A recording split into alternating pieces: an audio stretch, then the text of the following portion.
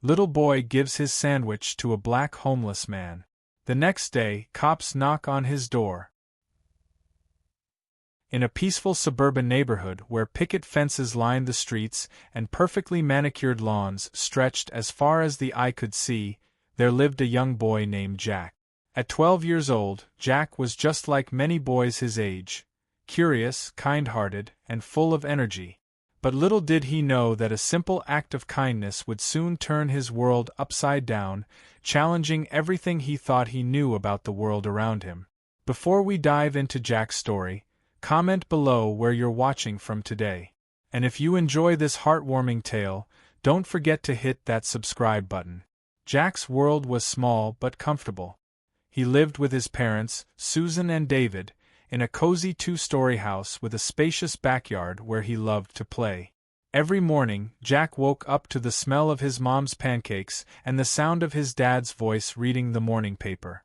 It was a routine that made Jack feel safe and secure. But beneath the surface of this picture-perfect family, there were subtle undercurrents that shaped Jack's view of the world. Though loving and well-intentioned, Jack's parents had instilled in him a cautious approach to life, especially when it came to interacting with strangers. "Remember, Jack," his mother would often remind him, "not everyone out there has good intentions. It's best to keep to yourself and avoid those who seem different." Over the years, these words had taken root in Jack's young mind. He found himself eyeing unfamiliar faces with a mix of curiosity and apprehension, always wondering if they might be the dangerous people his parents had warned him about. Despite this caution, Jack had a heart of gold. He was the type of boy who would help a classmate pick up dropped books or share his lunch with a friend who had forgotten theirs. This innate kindness often conflicted with the wary attitude he had been taught, creating a constant tug-of-war in his heart. What Jack didn't realize was that this internal conflict was about to come to a head in a way that would change his life forever. If only he had known what was coming, maybe he would have looked at the world a little differently. That fateful morning began like any other. Jack woke up, got dressed, and headed downstairs for breakfast. His mom, Susan, was bustling around the kitchen, packing his lunch, while his dad, David, sat at the table absorbed in his newspaper. "Jack, honey," Susan called out as she zipped up his lunchbox. "I packed you an extra sandwich today. I thought you might be hungry after soccer practice." Jack grinned, always appreciative of his mom's thoughtfulness. "Thanks, Mom," he said, giving her a quick hug before grabbing his backpack and heading out the door. His father's voice stopped him. "Jack, remember what we talked about," David warned, his tone serious. "Stay alert on your way home from school. There have been some unsavory characters hanging around lately." Jack nodded solemnly, the weight of his father's words settling in his chest. "I will, Dad. Don't worry." Little did Jack know that this extra sandwich and his father's warning would play a pivotal role in the events about to unfold. The school day passed in a blur of lessons, laughter with friends, and the anticipation of the weekend ahead. As the final bell rang, Jack shouldered his backpack and set off on his usual route home. The late afternoon sun cast long shadows across the sidewalk as he walked, his mind already focused on the video games he planned to play later. But as he rounded the corner near the convenience store just a few blocks from his house, something caught his eye. There, huddled against the brick wall of the building, was a man Jack had never seen before. The man's clothes were tattered and dirty, his hair unkempt, and his dark skin weathered by what looked like years of hardship. Jack felt a flutter of unease in his stomach as he remembered his father's words from that morning. Was this one of the unsavory characters he had been warned about? Every instinct told him to hurry past, keep his head down, and pretend he hadn't seen the man. But something made Jack pause. Maybe it was the way the man's shoulders slumped in defeat, or the quiet dignity in his tired eyes. Whatever it was, Jack found himself unable to just walk by. As he stood there, conflicted, the man looked up. Their gazes met, and in that moment, Jack saw beyond the dirt and ragged clothes. He saw a person, someone who looked hungry, tired, and in need of kindness. Without fully realizing what he was doing, Jack reached into his backpack and pulled out the extra sandwich his mother had packed. His heart pounded as he took a tentative step toward the man. "Excuse me, sir," Jack said, his voice barely above a whisper. "Would you like this sandwich? I have an extra one." The man's eyes widened in surprise, then softened with gratitude. "That's mighty kind of you, young man," he said, his voice rough but gentle. "I would appreciate that very much." As Jack handed over the sandwich, their fingers brushed for a moment. The man's hand was calloused and rough, telling a story of hard work and harder times. "Thank you," the man said simply, a tired but warm smile spreading across his face. Jack nodded, a mix of emotions swirling inside him. He felt proud of his act of kindness, but a nagging worry about what his parents would say if they knew lingered. As he turned to continue his walk home, he couldn't help but glance back at the man, who was now carefully unwrapping the sandwich as if it were a precious gift. What happened next would shock everyone, but in that moment, Jack had no idea of the chain of events he had set in motion with this simple act of compassion. The atmosphere in the room grew tense as Jack described his interaction with the man, now identified as Elijah Johnson. Susan and David exchanged worried glances, their faces a mix of fear, confusion, and disappointment. "Can you tell us exactly what happened?" the female officer asked gently. Jack took a deep breath, trying to steady his voice. "I was walking home from school and saw him sitting there. He looked really tired and sad. I had an extra sandwich, so I offered it to him. That's all." "Did he say anything to you? Did he try to touch you or ask you to go anywhere with him?" the male officer pressed. Jack shook his head vigorously. "No, sir. He just said thank you and smiled. He was really polite." The officers nodded, jotting down note. "You did a kind thing, Jack," the female officer said. "But next time, it's better to tell an adult if you see someone who needs help, okay?" Jack nodded, feeling a mix of relief and confusion. He wasn't in trouble, but the disappointment radiating from his parents was unbearable. As the officers prepared to leave, they turned to Susan and David. "We may need Jack to provide a statement in court. We'll be in touch. In the meantime, if you see Mr. Johnson again, please contact us immediately. Do not approach him." The reality of the situation hit Jack like a ton of brick. Court? He might have to go to court because he gave someone a sandwich? The world suddenly felt much more complicated and scary than it had just a day ago. After the police left, an uncomfortable silence settled over the Thompson household. Jack sat on the couch, his eyes fixed on the floor, unable to meet his parents' gaze. Susan and David stood nearby, worry etched across their faces. "Jack," David finally said, his voice stern, "we need to talk about what happened." Jack looked up, tears threatening to spill from his eyes. "I'm sorry, Dad. I didn't mean to cause trouble. He just looked so hungry." David sighed heavily, running a hand through his hair. "Son, I know you meant well, but this is exactly why we've always told you to be careful around strangers. That man could have hurt you." "But he didn't," Jack protested. "He was nice. He just said thank you." Susan sat down next to Jack and placed a gentle hand on his shoulder. "Honey, we know you have a kind heart, but not everyone in this world has good intentions. That man robbed a gas station. He's dangerous."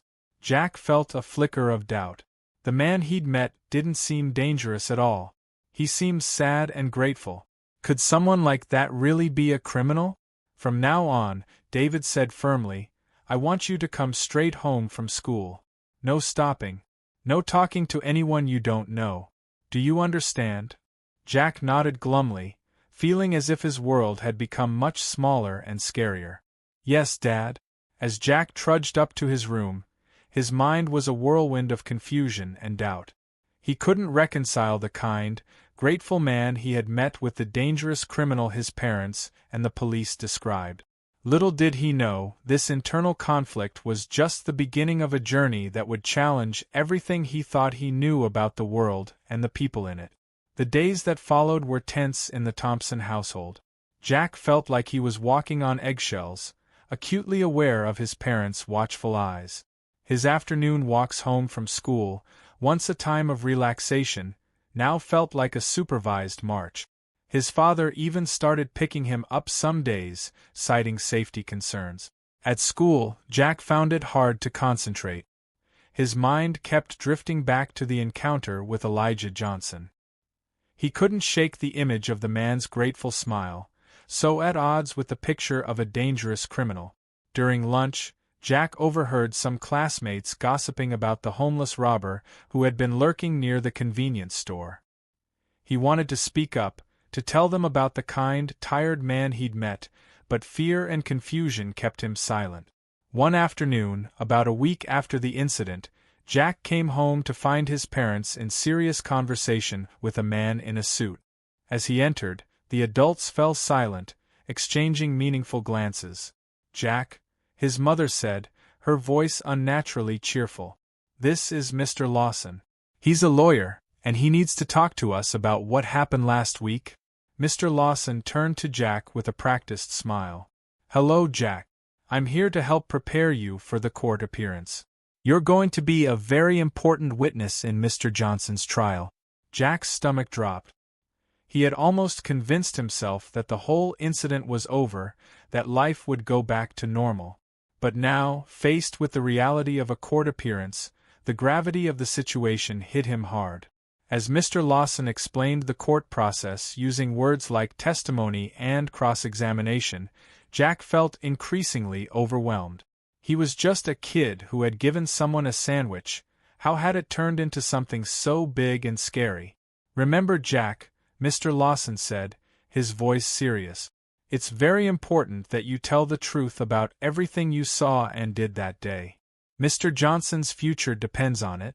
The weight of this responsibility settled on Jack's young shoulders like a heavy blanket. He nodded solemnly, suddenly feeling much older than his 12 years. That night, as Jack lay in bed unable to sleep, he couldn't help but wonder about Elijah Johnson. Where was he now? Was he scared? Did he regret taking Jack's sandwich, knowing it had led to his capture? As these thoughts swirled in his mind, Jack realized that this experience was forcing him to confront complex issues he had never considered before, issues of justice, compassion, and the gray areas that exist between right and wrong. Little did Jack know, the court appearance would be just the beginning of a journey that would challenge not only his own beliefs but those of his entire family and community. Elijah nodded, taking a deep breath before beginning to speak. What he shared over the next hour would shake the Thompson family to their core. He told them about his life before, the respected teacher with a loving wife and a comfortable home. He spoke of the tragic car accident that claimed his wife's life, leaving him alone and grief-stricken. The pain of that loss pushed him down a dark path, and before long, he found himself struggling with alcohol abuse, which led to losing his job, then his home. "I never thought I'd end up on the streets," Elijah said, his voice barely above a whisper. "But once you're there, it's so hard to find your way back." As Elijah continued his story, Jack observed his parents' faces, watching the shock, the sadness, and most importantly, the growing understanding in their eyes. This man they'd once dismissed as a dangerous criminal was now revealing himself as someone who had suffered immense loss and made desperate choices in the face of hopelessness. "The day I met Jack," Elijah said, turning toward the boy with a small smile, "was the first time in months someone looked at me like I was human. That sandwich? It wasn't just food, it was hope." Jack felt his eyes well up with tears, noticing his mother discreetly wiping her own. Even his father, who had been skeptical about this visit, listened intently, his brow furrowing in concentration. When Elijah finished his story, a heavy silence fell over the room. The Thompsons found themselves grappling with a new reality, one where the lines between right and wrong, good and bad, were blurrier than they'd ever imagined. Susan was the first to speak. "Mr. Johnson." "Elijah," she said, her voice filled with empathy, "thank you for sharing your story with us. I can't imagine how difficult this has been for you." David, who had been quiet through most of the visit, finally spoke up. I have to admit, I came here today with a lot of preconceived notions, but hearing your story, it's made me realize how quick we can be to judge without knowing the full picture. Elijah nodded gratefully, his eyes glistening. I made a terrible mistake, I know that, and I'm prepared to face the consequences. But having you here, listening to me, it means more than you can know. As the visit came to a close, and the Thompsons prepared to leave, Jack felt a surge of emotion. Without thinking, he stepped forward and gave Elijah a quick hug. I'm glad I gave you that sandwich, he said quietly. Elijah, surprised by the gesture, patted Jack's back gently. So am I, young man. So am I. As they left the jail that day, the Thompson family knew their lives would never be the same. They had entered those doors seeing Elijah Johnson as a criminal, a threat to their community. But they left seeing him as a human being, flawed, struggling, but deserving of compassion and a second chance. What happened next wouldn't just change their lives, but would ripple out to affect their entire community in ways they never could have predicted. The simple act of listening, of seeking to understand rather than judge, had set in motion a chain of events that would challenge and ultimately transform their understanding of justice, compassion, and the power of second chances.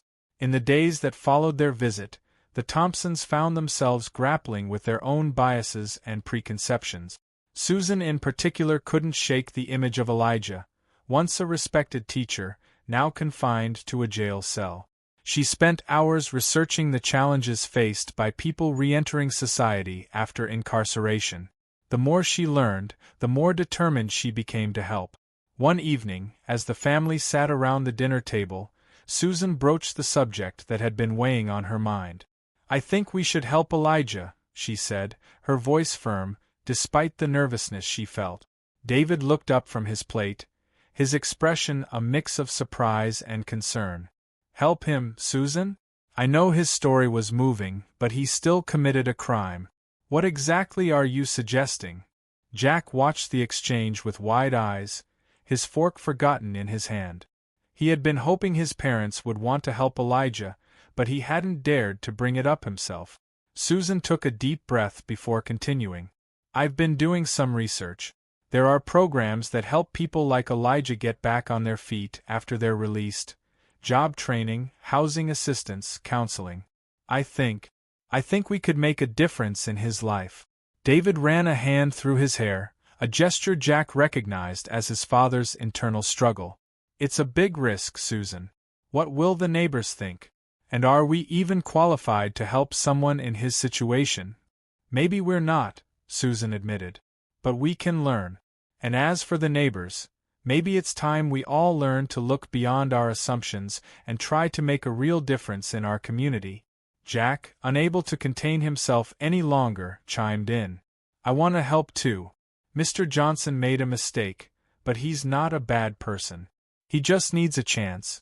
David looked from his wife to his son, seeing the determination in their eyes. He realized this moment was about more than just Elijah Johnson. It was about what kind of people they wanted to be, what kind of example they wanted to set. Finally, David nodded slowly. Okay, he said. Okay, let's do it. But we need to be smart about this. We'll talk to Mr. Lawson, see what's legally possible, and we'll need to prepare ourselves for the challenges ahead. This decision would change everything, not just for Elijah, but for the entire Thompson family and eventually for their community. Little did they know, their choice to extend a helping hand would set off a chain reaction of compassion and understanding that would ripple out far beyond their small suburban neighborhood.